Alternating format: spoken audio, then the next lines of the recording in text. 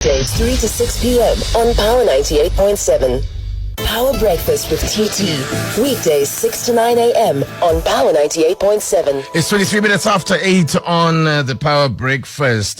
So now let's turn to this now. The South African National Roads Agency has announced that it is set to inject around 50 billion rand into the economy during the 2024 financial year through various road project tenders.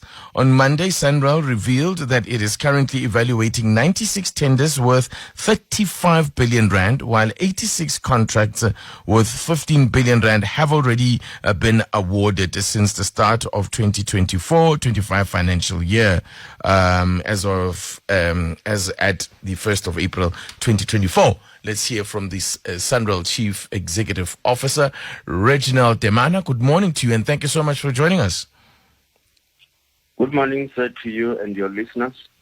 Okay, let's just tell us about these projects that you have put out on tender. 50 billion rand worth of projects. So just tell us, just give us a profile of these projects. Yes, SANRAL, as you know, is an agency of government. It's owned by the Department of Transport, and it is responsible for managing the national road network.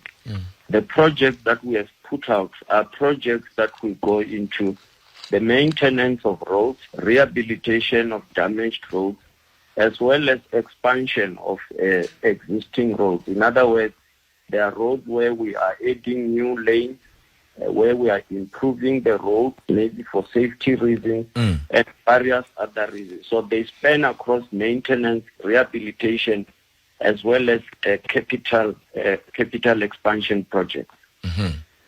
Now, when we hear of these type of projects that SANRAL is embarking on, one immediately thinks about the expansion projects that of the past, including the highways here in Johannesburg, which ended up being tolled, and the cost that came with that, and how they were to be funded, or at least that money was to be, those loans were to be serviced via the tolling.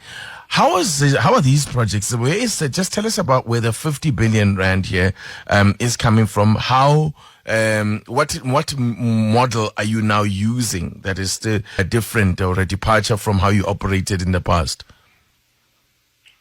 Yes, no, I can certainly assure you that this is not a repeat of the e-toll project. The funding of this project is mainly coming from the fiscus, so that is the grant from National Treasury, as well as some of the revenue that we raise from our toll portfolio. So your conventional toll portfolio, where you spend, you stop and pay, also raises revenue. And then, of course, as I said, the majority of the funding comes from the fiscus. And then let's talk about these the tenders that you have been that you will be awarding, and those that 15 billion already have been already awarded. Just tell us about who those. You don't necessarily have to give names if that's not possible, but tell us about the nature of the contractors that have been successful bidders here. Well, in the main, the work that we do goes out on open tender processes. So everyone in the construction sector that meets some minimum compliance requirements are eligible to bid. So some of those will be, you have your CIDB grading, you are registered with the National Treasury CSD database, you are tax compliant, you are BE compliant. Those basic compliance requirements. The most important of which is this Construction Industry Development Board registration. So at a higher level, companies will be grade 9 CEs, or that is Construction Industry Certificate. They are the ones who are eligible to bid for the much bigger projects. In these companies, some of them are listed companies on the JSE.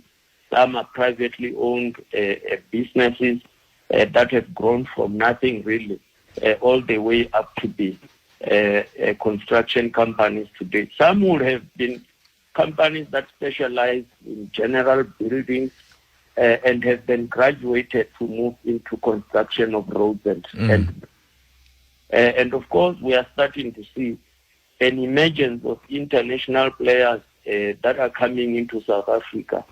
Clearly, with the budgets and projects of this nature, you will start seeing international players being interested. However, they go through the same window, the same gate of compliance. They must have an SA presence, they must have BEE. They are also going to have to employ South Africans at unskilled and semi-skilled level. And they must also use local products in terms of your cement, steel, and so on and so forth.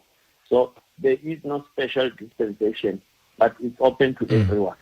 So you have already awarded 15 billion rand in contracts. So what are the time frames in which the balance is to be awarded then? When are you intending to do this? We want to clear as much as possible before we all go away in December, Thabiso. But of course, our financial year end is March. So some may spill over into that first quarter of the year as we wrap up the financial year. But we certainly want to be able to clear so that in the new year, when people come back, they know that they've been awarded, they then prepare to start on the construction side, boots on the ground, so to speak. What about delivery on these projects that have been awarded? I mean, those that have been awarded, maybe give us an idea of where they are located and when you are expecting them to be delivered. Yeah, they are spread all over the country in all 9 provinces. Having said that, a typical road bridge project could be in the region of 2 to 4 years. Some complex projects might go to 5 years. So, but really, on average, these tend to be typical 3-year projects. And it's just finally returning to the whole matter of e-tolls, because what is, it seems it's common cause that e-toll debt has to be serviced.